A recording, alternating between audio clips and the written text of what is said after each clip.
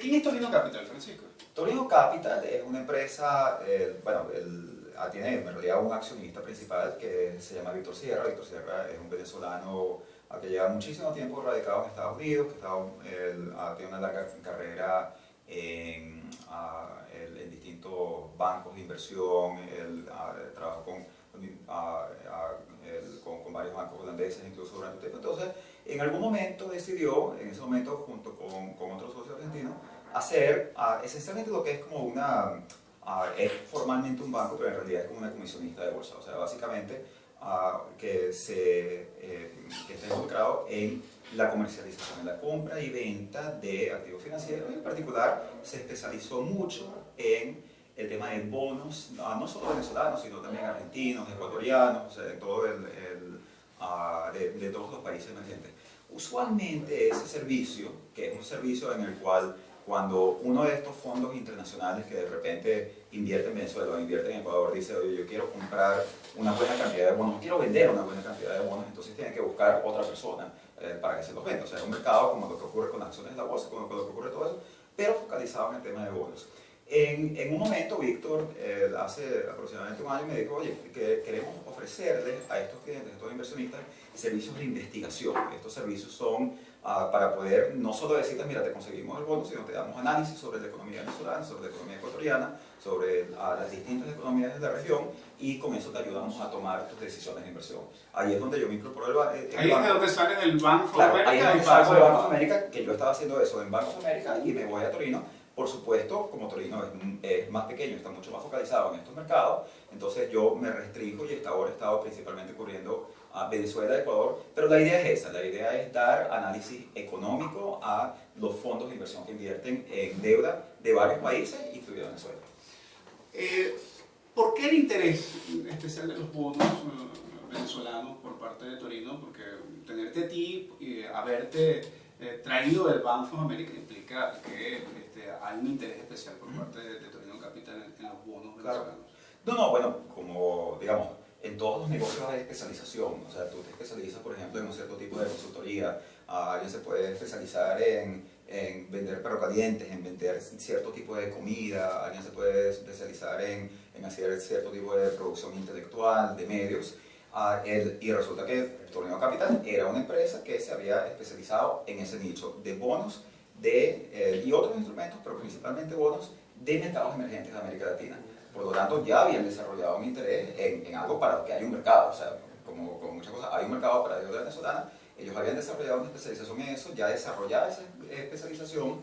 Dicen, bueno, ok, vamos a buscar a alguien que nos ayuda a extender este servicio y a ofrecer este servicio de investigación, de análisis económico, y ahí es donde se aproxima a mí. Yo en ese momento trabajaba para Bank of America, era el economista andino de Bank of America, y me dicen, oye, ¿por qué no te incorporas aquí? Nos ayudas a fortalecer nuestra unidad de análisis. ¿Cómo está el mercado de los bonos venezolanos en este momento? Mira, los bonos venezolanos desde hace tiempo se han estado transando a un valor relativamente bajo. O sea, el precio de los bonos venezolanos, varía, oscila, pero en general los bonos de largo plazo pueden estar entre 30 y 40 centavos sobre el dólar. O sea, 30, 40 centavos sobre su valor facial. Eso lo que quiere decir es que el mercado desde hace mucho tiempo viene previendo la posibilidad de que venga un default en la deuda venezolana. Esto desde hace aproximadamente 5 años. El mercado, y cuando caen los precios del petróleo en 2014, el mercado aún se preocupa mucho más de Venezuela va a dejar de cumplir su deuda, y por eso es que te bajan los precios de los bonos. Entonces, si tomamos el precio del bono como un indicador de cuán, para responder tu pregunta, de cuán mal está el mercado, está mal. O sea, no lo valoran bien, valoran una alta probabilidad de impago, una alta probabilidad de default en algún momento dado. Por eso es que el análisis es tan importante, porque en ese sentido, si uno, sea cuales sean las razones y las fundamentaciones, pero en el caso nuestro, tanto analizando la capacidad de pago, la evolución de capacidad de pago, la evolución de voluntad de pago de las autoridades, las distintas fuentes de financiamiento a las que han podido tener acceso, hacemos, como hemos hecho en el pasado, un diagnóstico de que el gobierno va a seguir pagando su deuda. Eso efectivamente, bueno, es una predicción que uno está haciendo. Si esa predicción basada en el análisis es una predicción acertada, entonces los que invierten en esos papeles tienen un rendimiento alto. tiene un rendimiento alto porque ese rendimiento compensa el riesgo que estaba viendo el mercado de default. Por eso es que el análisis económico es tan importante. Tú has sido uno de los más amplios defensores en los últimos años de que el gobierno va a cumplir con sus compromisos en relación con el pago del deuda. Hay que distinguir dos cosas. O sea, cuando se habla de ser defensores, hay un elemento que es la predicción que uno hace. Nosotros hacemos predicciones, ese es nuestro negocio. O sea, el análisis económico le vale a los mercados solo en la medida en que le ayuda a ver a los inversionistas y a saber qué es lo que va a pasar. Esa es la razón por la que la gente le pregunta, bueno, ¿por qué tú haces predicciones electorales? Bueno, porque las elecciones son importantes para los mercados de deuda.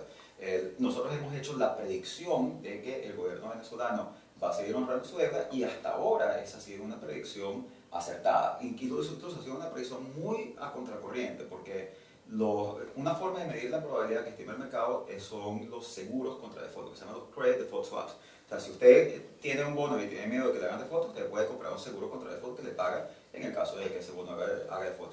A lo largo de los últimos 5 años, si uno ve la probabilidad acumulada de los seguros contra default de los últimos 5 años, ha sido un 99%. O sea, entonces en el fondo, cuando yo primero en Bank of America y ahora en Torino, nosotros hemos mantenido la predicción de que el gobierno va a pagar.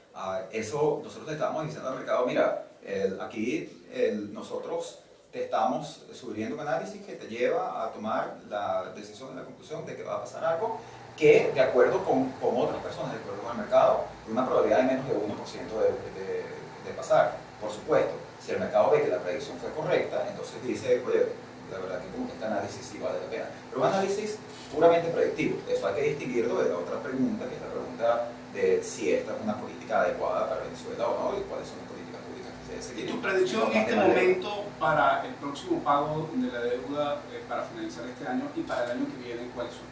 Bueno, déjame decirte que casi que tengo que revisar aquí las noticias para ver qué es lo que ha pasado, porque ahorita hay mucha preocupación porque hay un bono de la electricidad de Caracas, que era un bono que se tenía que pagar el martes y que todavía no ha entrado al pago, las autoridades no han dado ninguna explicación. La electricidad de Pero Caracas, está en el tiempo de la prórroga. Sí, están en el tiempo, hay 30 días, que es el periodo de gracia, pero usualmente las autoridades, bueno, eso es algo que ha venido pasando, que ha habido retrasos y no se sabe muy bien por qué son esos retrasos.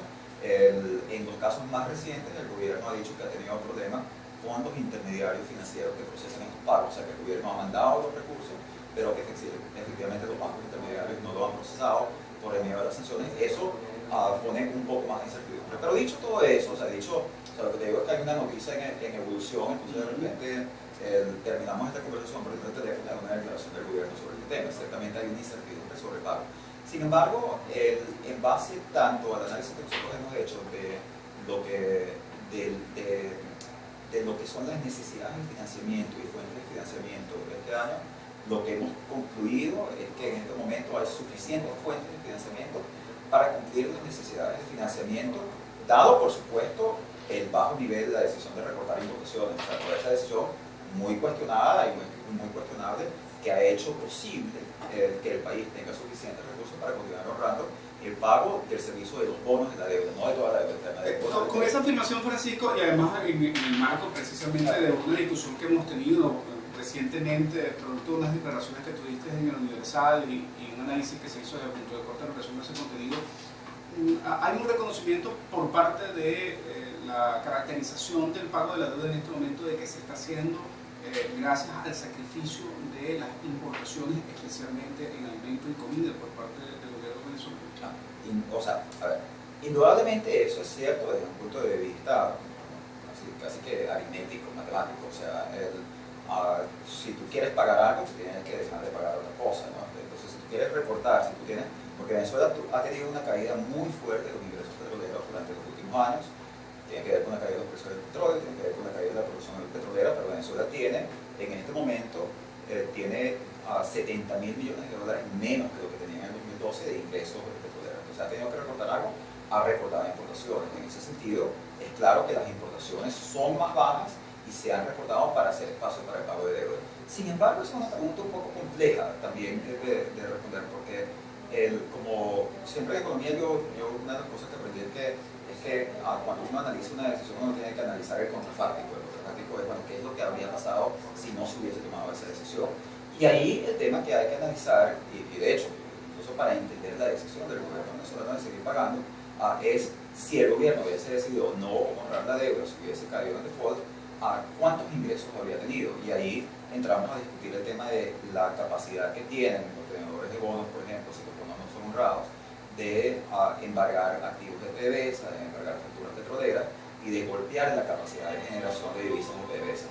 Entonces podrías entrar en una situación en la que suena casi paradójico, pero en la que si tú haces default y como resultado de eso te comienzan a embargar los pagos petroleros, terminas con menos dinero y tendrías que recortar importaciones aún más. ¿Por qué eso puede pasar en Venezuela y no pasó en el caso del default argentino, en donde incluso el mismo Stiglitz afirma que es absolutamente racional el no pago de la deuda si no se puede pagar? Sí. Bueno, o sea, primero todo te diré que en general yo estoy de acuerdo con no pagar las deudas, definitivamente no se pueden pagar, e incluso las deudas para las cuales no hay muchos costos para la nación de pagarlas. O sea, yo estoy totalmente de acuerdo porque una nación como esta tiene muchas necesidades y en la escala de prioridades la deuda no debería ser una prioridad alta frente a otras necesidades mucho más, necesidades de medicina, de alimentos, como lo que tú has comentado. Pero ahí tenemos que volver otra vez a este tema de cuál es el costo de no pagar. La diferencia con Argentina es una diferencia muy básica, que es que el 95% de las exportaciones de Venezuela son del Estado venezolano, son del petróleo de Venezuela. Entonces, en Argentina, o sea, si el Estado argentino le hace default a un tenedor de bonos, el tenedor de bonos no puede ir a una corte en Estados Unidos y decir, mira, yo quiero embargar las exportaciones de soya argentina, porque las exportaciones de soya argentina son de un privado, y el juez le va a decir, mira, pero ese privado no tiene nada que ver con esa deuda que tiene el Estado con usted. Pero en el caso de Venezuela, las exportaciones de Venezuela son del Estado. Entonces, tú tenedor de bonos sí puedes decir, mira, el Estado no me pagó, el Estado está recibiendo ingresos vía PDVSA, entonces yo quiero embargar las exportaciones de PDVSA. Y ahora, ahí entramos en temas legales muy complejos, porque hay toda una discusión legal sobre si esto se puede hacer o no. O sea, si tú puedes ir al juez y decirle, no, mira, PDVSA no es el gobierno, entonces tal vez el gobierno puede reestructurar la deuda del gobierno central, pero no la de PDVSA. Lo que sí es... Los bonos soberanos. Claro, los bonos soberanos, pero lo que sí es claro es por lo menos que, si tú haces esfuerzo con un bono de PDVSA, y el 41% de la deuda y la mayor parte de los vencimientos en los últimos años han sido bonos de PDVSA. El tenedor de bonos tiene derecho a ir a juez y decir, mira, PDVSA no me pagó. Aquí hay unos barriles de petróleo, unos pagos en facturas petroleras, unos activos, circos que son de PDVSA. Eso es mío porque esta persona no cumplió con este compromiso. Francisco, nosotros tenemos algunos años ya debatiendo sobre la posibilidad de un default, y yo he sido de la tesis de que debió haber sido negociado desde un principio la posibilidad de un default parcial, la posibilidad de una reestructuración de la deuda desde el punto de vista de la capacidad que todavía tenía el gobierno de maniobrar hace algunos años en ese sentido. Ya hoy con las sanciones por parte del gobierno de Trump pareciera muy difícil la posibilidad de entrar en una etapa de renegociación de la deuda, y nos encontramos en la posibilidad de que ese default sea un default, creo que en estos días hablabas de un default desordenado. A ver, ¿cómo se destraba la posibilidad de ese riesgo que tenemos en este momento? ¿Y hubiese sido conveniente hacerlo hace ya algún tiempo? Sí, fíjate, la discusión que nosotros hemos tenido por un tiempo tiene que ver un poco con identificar si la deuda es el problema o no de Venezuela. Porque la posición mía era que la deuda no era el problema fundamental. La deuda te da dolores de cabeza, pero el hecho de que tú tengas dolores de cabeza, bueno, sí, hay dolores de cabeza que se curan tomando una aspirina, pero si tú tienes un tumor cerebral, la aspirina no te va a hacer mucho. Y si tú piensas que tomando la aspirina te vas a curar el tumor, entonces te vas a deteriorar muy fuertemente. El punto mío es que Venezuela era un país que se veía hace 2, 3, 4 años, mucho más cuando comenzamos a tener esta discusión, que fue incluso con precios altos de petróleo, que el país lo que tenía que hacer era arreglar sus políticas económicas, y que si este país llevaba adelante las políticas económicas, que yo en muchas oportunidades, por muchas vías, sugerí, pasando por la unificación cambiaria, la racionalización del sistema de precios, la adecuación de los precios de la gasolina y los hidrocarburos, de la energía, de los servicios públicos en el mercado interno a patrones internacionales, ir hacia un sistema de subsidios directos en vez de subsidios indirectos, incluso un proceso ordenado de consolidación de activos, de forma que nosotros hubiésemos sabido exactamente cuáles eran los activos que teníamos, y poder utilizar algunos de esos activos en vez de haberlos estado rematando como se ha estado haciendo a lo largo de los últimos años, que todo eso nos daba la capacidad de hacer una serie de reformas económicas que después nos permitían mejorar el perfil de la deuda venezolana, bajar los rendimientos de la deuda venezolana, o sea, el costo de financiamiento de la nación, y perfectamente acudir a los mercados financieros para que ellos mismos refinanciasen esa deuda de una forma voluntaria, como lo hacen la mayoría de los países del mundo. O sea, los países que tienen economías ordenadas no es que no tienen vencimientos de deuda, no es que no tienen que pagar deuda, simplemente cuando se está venciendo un bono, dicen que yo voy a emitir otro bono, este bono lo emito a un costo razonable porque los mercados están dispuestos a prestarme porque tengo buenas políticas económicas. Pero en Venezuela los mercados no estaban dispuestos a prestarle al gobierno porque tenían malas políticas económicas. Entonces el gobierno se había enfrentado con la necesidad de, ok, tengo que sacar de mis ahorros, de mi plata, recortar importaciones para pagar deuda. El problema es que estaban pagando deuda, para mí el problema es que tenían malas políticas económicas. Ahora, lo que es cierto es que ahorita nosotros estamos en la sala de emergencia del hospital, ya sabemos que tiene un tumor, ya sabemos que además este tumor no se podía remover de una forma, o sea, ya no se puede hacer lo que se podía hacer hace 2 o 3 años. O sea, ahorita hay que tomar acciones muchísimo más radicales, incluso en la vida del paciente, la vida económica en ese sentido está en peligro. ¿Qué es lo que se puede hacer ahora? Bueno, además ahorita tenemos el problema de las sanciones encima. Y para explicar un poco este tema de las sanciones, una de las cosas que impide que Venezuela se endeude de nuevo. Y eso es bien importante porque cuando uno va a reestructurar la deuda, o sea, si estamos en una discusión como la de, bueno, que esta deuda se debe pagar ahorita, se debe pagar los vencimientos, lo normal sería que un país en esta situación dijese, no, yo esta deuda la quiero refinanciar, esta deuda yo quiero o hablar con los tenedores de bonos para que ellos me tiendan crédito voluntariamente o incluso hacerlo de una forma forzada, o sea, decirles, mira, yo no les puedo pagar y lo que les puedo pagar es esto. Eso técnicamente requiere que tú emitas una nueva obligación. Hay un bono que se vence ahora en octubre, el tenedor de bonos que tiene que aceptar un nuevo bono. Aceptar ese bono es ilegal ahora para cualquier tenedor de bonos norteamericano. Entonces, es como que okay, ahorita, o sea, tú te enteraste que tienes un tumor, sabes lo que tienes que hacer, sabes que tienes que traerlo, pero resulta que no tienes los instrumentos necesarios para traerlo. Bueno, pero ese bono se podría emitir en Europa, por ejemplo. Ese bono se podría emitir en Europa. Hasta ahora, hasta que no haya sanciones en Europa. Sí, pero es muy difícil que los tenedores, los fondos que están en Europa, vayan a adquirir un bono que no sea transable en el mercado norteamericano. O sea, un bono con una liquidez tan restringida que el costo de financiamiento sería mucho más alto incluso que el costo de financiamiento que ha tenido la nación venezolana. Me hacía la pregunta de qué es lo que se puede hacer. Bueno, yo he sugerido que se revise un mecanismo que sigue existiendo dentro de las sanciones norteamericanas. Es interesante que cuando el gobierno de Donald Trump dice que vamos a imponer sanciones, vamos a restringir el endeudamiento, dejan una salvedad, que de hecho es la salvedad que más nos preocupa a nosotros, que más le preocupa a los venezolanos, que son las medicinas y los alimentos. Entonces, está prohibido que cualquier fondo norteamericano compre un bono o cualquier tipo de financiamiento para que el gobierno venezolano compre cualquier cosa, excepto medicinas y alimentos. Entonces, un poco mi planteamiento es, bueno, ¿por qué no vemos si podemos llegar a un acuerdo, que tendría que ser un acuerdo político entre las partes en Venezuela, entre el gobierno y la oposición, para tratar de utilizar ese mecanismo que es legal, que se puede utilizar, y ahí lo que planteo es la necesidad de que se establezcan una serie de mecanismos de verificación para darle confianza a las partes, a los inversionistas, a la comunidad internacional, a todo el mundo que va a estar observando este proceso, que efectivamente si se está haciendo endeudamiento para pagar importaciones de alimentos y medicinas, eso vaya al pago de importaciones de alimentos y medicinas. Eso lo que quiere decir, por ejemplo, entre los mecanismos que sugerí fue que estuviese involucrado a las Naciones Unidas, el Secretario de Naciones Unidas, posiblemente el Vaticano también en la verificación del uso de esos recursos para las importaciones de alimentos y medicinas, que se diesen unas instancias de aprobación simultánea en el sentido de que si el gobierno quiere presentarlo frente a la Asamblea Nacional Constituyente, porque el gobierno insiste que la Asamblea Nacional Constituyente es la que lo tiene que aprobar, como está haciendo con la ley de presupuesto, bueno, yo me imagino que el gobierno hará eso, pero que también se demande que lo presente ante la Asamblea Nacional. Y la Asamblea Nacional puede poner condiciones para esa aprobación. Entre las condiciones que yo sugerí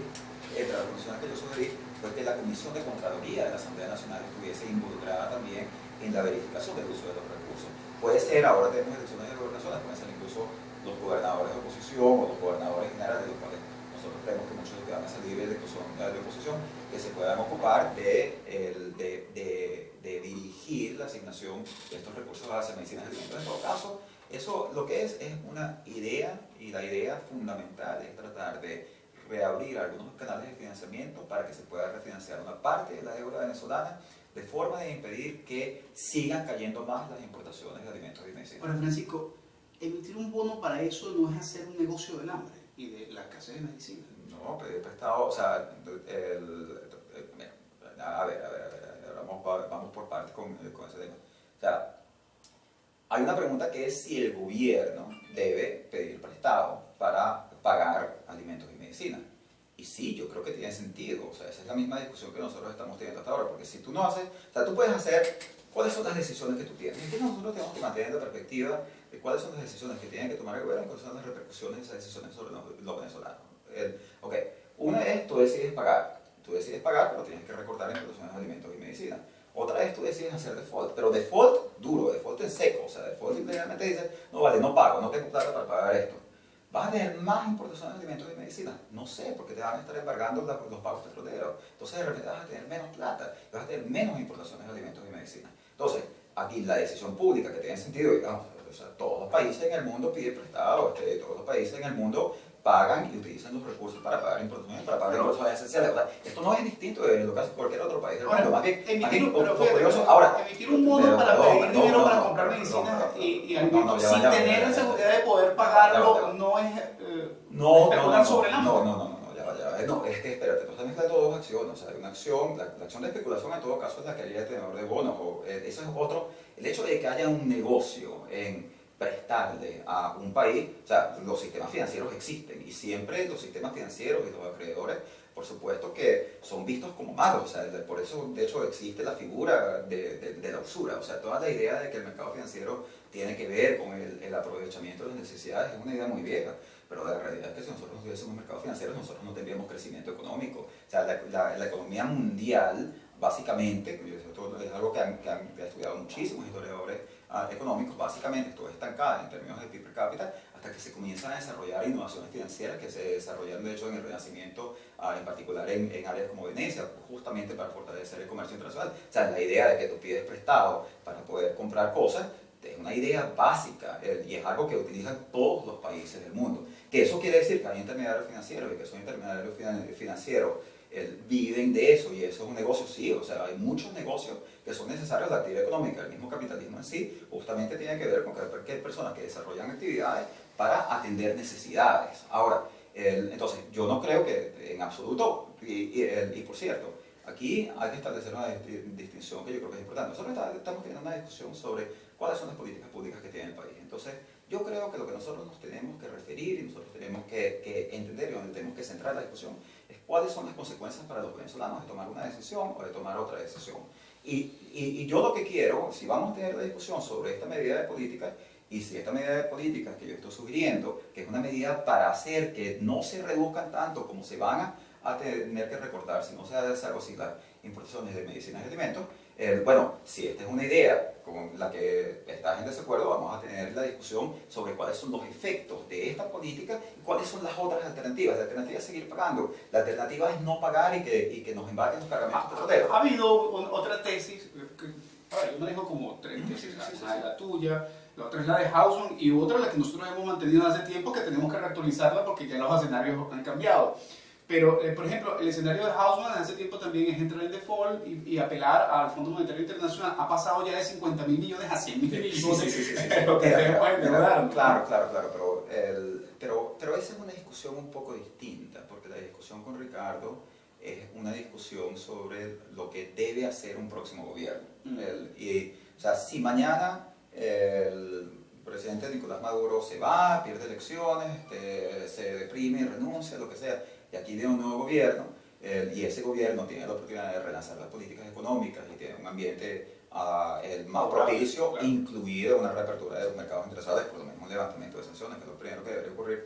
Entonces, en ese momento, ese componente de políticas debe incluir una reestructuración de deuda y debe incluir un default, ¿no? Una reestructuración forzada. Es una discusión muy distinta de la discusión que estamos teniendo ahorita. La discusión que nosotros estamos teniendo ahorita es un gobierno que... ¿Cómo Maduro se soporta en la crisis? Fundamentalmente es eso, ¿no? Bueno, no, Maduro porque es el presidente. Maduro porque es el presidente, el gobierno, los venezolanos, o sea, aquí es que, fíjate, volviendo a la discusión con Ricardo, esto es algo muy interesante, porque hace varios años incluso, El Nacional le hizo una entrevista a Ricardo Bachman y le preguntaron, bueno, o sea, ¿qué le recomendaría usted al presidente Maduro que hiciese? Y Ricardo responde, no, yo no tengo ninguna recomendación, mi única recomendación es que renuncie. Y es una posición legítima, es una posición que yo respeto y sé que muchos venezolanos tienen esa posición. Ahora, sin embargo, personalmente yo tengo una posición distinta. Yo creo que es importante que nosotros tengamos discusiones en este momento sobre lo que debe estar haciendo el gobierno, porque lo que debe estar haciendo el gobierno afecta a los venezolanos, porque Maduro sigue en el poder y Maduro puede tomar decisiones buenas, puede tomar decisiones malas, y si toma decisiones buenas va a ser mejor para los venezolanos. Y si Maduro no hubiese hecho lo que ha hecho durante los últimos años, si Maduro no hubiese hecho lo que nosotros le recomendásemos explícitamente que no hiciese cuando yo tuve la oportunidad de participar en el informe de UNASUR, entonces la situación de los venezolanos estaría mejor. Yo creo que esta es una discusión, incluso si el único efecto de la discusión es poner en evidencia las malas políticas económicas de este gobierno, creo que es una discusión que nosotros tenemos que tener. Pero es además donde yo creo que el debate, yo creo que el rol de una oposición, más allá del rol de llegar al poder, más que a mí también me parece que es legítimo y es necesario en una sociedad democrática que haya una oposición que quiera llegar al poder, pero el rol de la oposición también tiene que ser de decir, frente a esta situación, para aliviar las necesidades de los venezolanos, esto es lo que se debe hacer. Y esa es una discusión en la que yo como venezolano he querido participar para presentar ideas sobre lo que se puede hacer para que la situación no se agrave, porque lo que yo no quiero, mira, el año pasado tuvimos discusiones, la tuve contigo, la tuve con otras personas, y justamente parte de mi sensación de urgencia de que se hiciesen las medidas económicas, y la razón por la que yo me tomo un tiempo de mi actividad en el sistema financiero hace poco más de un año para participar en el programa UNASUR, es que las cosas se podían poner mucho peor. Y la gente tenía problemas el año pasado entendiendo esa idea de que las cosas, de que si no se tomaban las medidas, las cosas se iban a poner peor. Y la gente reaccionaba, el año pasado, en el 2016, no, la solución es que Maduro se vaya. Sí, de repente yo también quiero que Maduro se vaya, pero si Maduro no se va, este país es peor si él no hace las cosas que tiene que hacer. Ahora, la misma discusión tus es sobre el año que viene. tus esfuerzos de que te escuche el gobierno de Maduro han logrado algún resultado. Yo creo que ninguno. La pregunta es, ¿vale la pena siempre seguir insistiendo? Sí, yo creo que vale la pena porque para mí no es solo una discusión sobre el gobierno. O sea, yo estaré dispuesto a ofrecerle recomendaciones políticas, yo creo que básicamente de política económica, prácticamente a cualquier gobierno en Venezuela, por una razón sencilla, porque yo, por el mismo argumento que yo vengo haciendo, el bienestar de los venezolanos depende de que el gobierno haga las cosas bien. Pero también por un problema de negocio, mientras un gobierno haga una buena política, tú también tendrás la posibilidad de tener mayor éxito en el manejo de los bonos venezolanos. No, pero es que en eso estás equivocado, o sea, y eso es un poco lo que yo te quería enfatizar. O sea, yo soy un economista, mi negocio es ser economista, mi negocio es ser analista económico. O sea, yo trabajo como jefe del departamento de investigaciones de un banco que está especializado, por cierto, especializado en la actividad de corretaje, que lo que quiere decir es que la verdad que Torino Capital se puede beneficiar si los precios de los bonos son bajos, si los precios de los bonos son altos, porque en realidad lo que les importa es que haya interés, que haya transacciones. A veces salen los clientes a vender porque salen asustados y se vende más y hay más transacciones, pero el valor que nosotros le damos y que yo como economista le doy a eso es el análisis, es la información. O sea, los clientes a mí me buscan, no porque los clientes piensan que a través de mis recomendaciones voy a hacer que el gobierno haga las cosas bien y que esos bonos van a vender más, no, sino simplemente me buscan para tratar de entender a la economía venezolana, para darle herramientas de análisis que les permiten tomar las mejores decisiones. Entonces, en realidad eso no tiene nada que ver con mi interés de negocio, que yo tengo una larga carrera en academia, en organismos internacionales, en el sector público, y ahora en el área de investigación del mercado financiero, donde lo que ofrecemos no es muy distinto de lo que pueden ofrecer empresas como Visor 360 en términos de análisis frente, sí, claro, prestando de asesoría a inversionistas que tienen una razón por la cual quieren pagar por esto. Pero el tema fundamental, pero yo como muchos otros venezolanos, como tú, como Ricardo Bachman, como muchas otras personas, que sí, tenemos una actividad en el sector privado, o sea, necesitamos vivir de algo, hacemos actividad en eso, utilizamos nuestros conocimientos para llevar adelante esas asesorías, también tenemos interés en participar en el debate público. Yo creo que es bueno para el país que exista este debate público y, por cierto, como tú muy bien has hecho, decir, bueno, mira, si vamos a participar en el debate público, oye, la gente debería saber bien no solo qué es lo que piensa Francisco Rodríguez, sino quién es Torino, o sea, qué es lo que hace Torino, cuál puede ser el interés que tiene Torino en hacer eso me parece perfectamente legítimo. De la misma forma en la que yo puedo oír, por ejemplo, a Lorenzo Mendoza y decir, ok, me parece interesante lo que dicen, me parece que son ideas valiosas, quiero oír esa idea, pero también quiero estar consciente de cuáles son sus intereses económicos. Ya nos quedan pocos minutos y tengo algunas dudas que creo que tú eres el mejor para poder explicar estas cosas. ¿Quiénes son los dueños de los bonos venezolanos? A ver, es porque sabemos que porque las transacciones son casi infinitas en función de las manos por las que van pasando esos bonos, pero tú tienes un conocimiento cierto por lo menos de una cartera que es la que tú atiendes.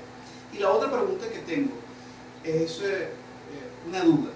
¿Es posible que en esa continua transferencia de esos bonos hayan caído en manos del narcotráfico? Sí. Mira, bueno, excelentes preguntas de todos. Este es un mapa muy complejo. Yo lo que te puedo decir es que las personas con las que yo tengo interacción, o sea, los fondos con los que yo tengo interacción, en muchas ocasiones, incluso, como tú sabes, yo organizo viajes inversionistas, traigo esos inversionistas a Venezuela, nos reunimos con gente del sector público. Los llevan a las bóvedas del Banco Central cuando podía. Exactamente, cuando podía ir, cuando había algo que ver, ¿no? Bueno. Lo que, a pesar del acto minero, porque supuestamente con eso le están minando, ¿no? Bueno, y los llevo a hablar contigo, y los llevo a hablar con distintas personas que conocen de la situación venezolana. Entonces, hay un grupo que es el grupo que se atendía en Banco de América, el grupo que nosotros atendemos en Torino, que el grupo de fondos de inversión internacionales, son fondos que pueden tener ahorros de muchos tipos distintos. O sea, si tú vas a un banco y tú tienes unos ahorros en Estados Unidos o tienes tus ahorros de tu fondo de pensiones, el banco te va a decir, oye, mira, te recomiendo que inviertas en tales y tales fondos. Entonces aquí tenemos, mira el prospecto, aquí está BlackRock, aquí está PIMCO, aquí está Ashmore, aquí está Stone Harbor, aquí está. Tú te vas a cualquiera de esos y ves todos esos proyectos y vas a ver que la mayoría tienen bonos venezolanos. ¿Por qué? Porque ellos tienen clientes de portafolio que tienen que administrar estos recursos y dicen que estos son unos bonos con alto rendimiento. Claro, quiero modular el riesgo que yo estoy tomando y por eso necesito tener buena asesoría y buen análisis económico para poder entender esta decisión y para poder entender, por ejemplo, cuándo que me tengo que salir ciertas cosas. Entonces, ese es un componente. El cuánto es eso. Y bueno, después hay otros componentes que se pueden identificar. Por el otro lado, tienes lo que tiene el sector público venezolano y lo que tiene, o sea, instituciones de Estado, Banco de Venezuela, Banco Central, PDVSA, Fondo de Inversiones de PDVSA, lo que tienen los bancos venezolanos, o sea, Banco Mercantil, Provincial, todos ellos tienen carteras de bonos, compañías de seguro. Eso también es otro elemento. Y después hay fondos, que son fondos que también existen, pero que no están registrados para la regulación norteamericana, entonces es mucho más difícil cuantificarlo. Eso no necesariamente quiere decir que sean legítimos, pero es más difícil cuantificar cuánto es. Hay cuentas, y tú ibas a una pregunta ya de un poco si hay fondos oscuros que pueden estar involucrados en esto. Yo creo que sí, yo creo que los hay.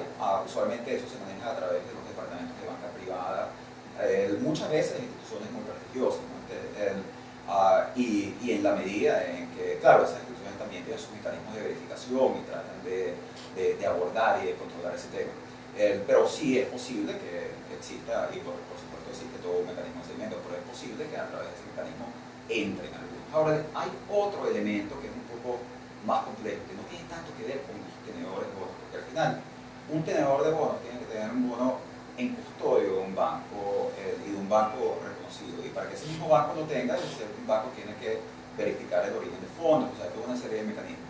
El problema más bien tiene que ver con lo que pudo haber ocurrido cuando se hizo la asignación original de los bonos, porque el gobierno venezolano asignó esos bonos de una forma, en muchas ocasiones relativamente poco transparente.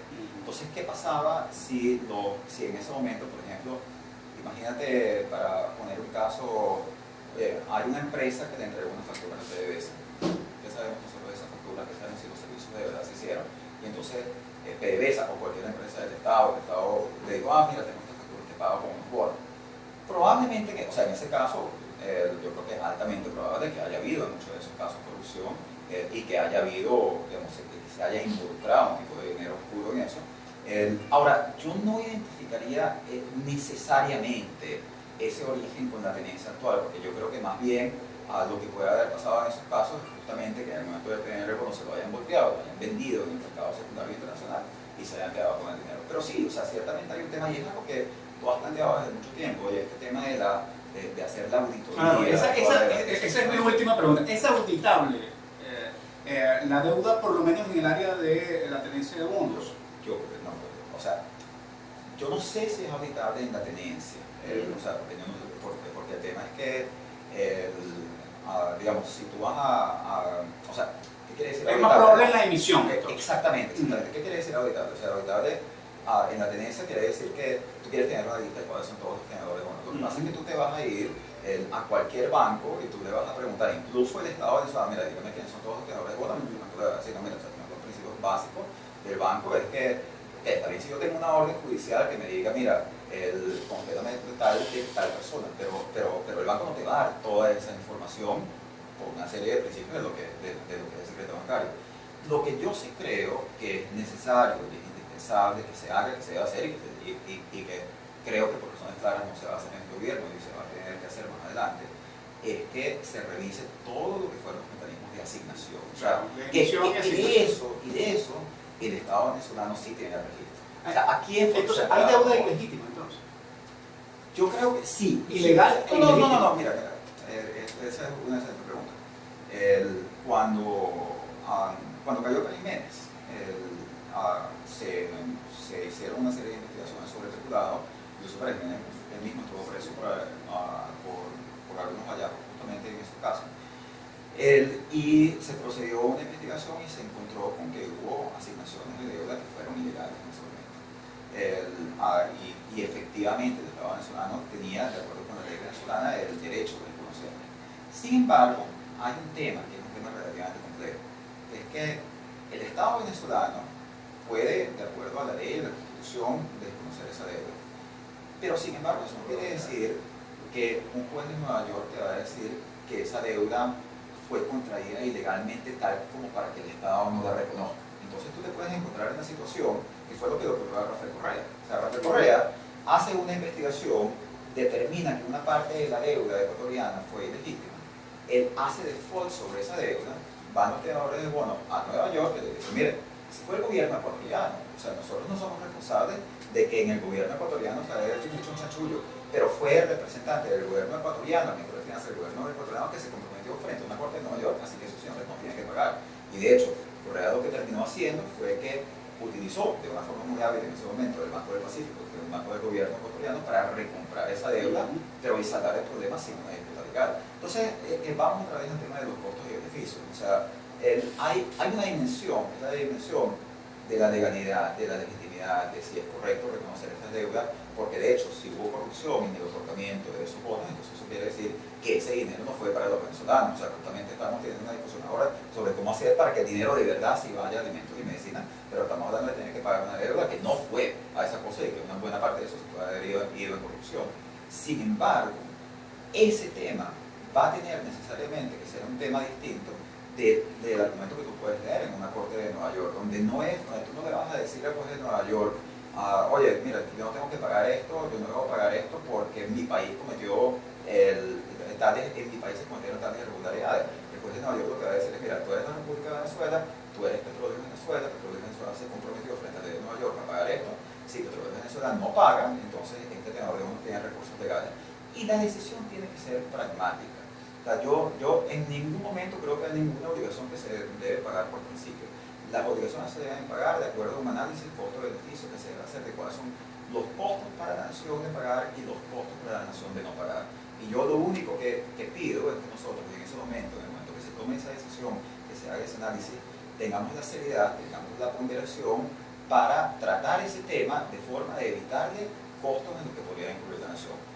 Hay un caso, República del Congo, por ejemplo, en un momento que estaba tratando de hacer una reforma económica, que tiene una empresa del Estado exportadora de petróleo, trató de hacer default, trató de hacer una serie de artilugios legales para crear otras compañías, pasar de facturas petroleras a esa compañía, documentar que esa no era la Compañía Nacional de Petróleo, y las Cortes Norteamericanas le embargaron un cargamento de petróleo, y no solo eso, sino que además incluso hubo personas que demandaron al gobierno del Congo, argumentando frente a las Cortes que esa transferencia de recursos que estaban haciendo para no pagar la deuda equivalía a lavado de dinero. Yo también creo que nos tenemos que enfrentar a la situación. Yo lo que quiero es que nosotros veamos los costos-beneficios de todas las acciones con mucha ponderación para no meternos en un lío que después terminar saliendo mucho más costoso a la nación, mucho más si la nación tiene otras alternativas para conseguir con reformas políticas, con un cambio político, con buenas políticas económicas, una reapertura voluntaria de los mercados internacionales y unas relaciones sanas con los mercados internacionales, que es lo que deberían tener y que es lo que tienen las economías sanas del mundo. Bueno, Francisco, muchísimas gracias por compartir con nosotros no solamente tu experiencia, sino tus percepciones. Y bueno, nos mantenemos en el debate. Muchísimas gracias.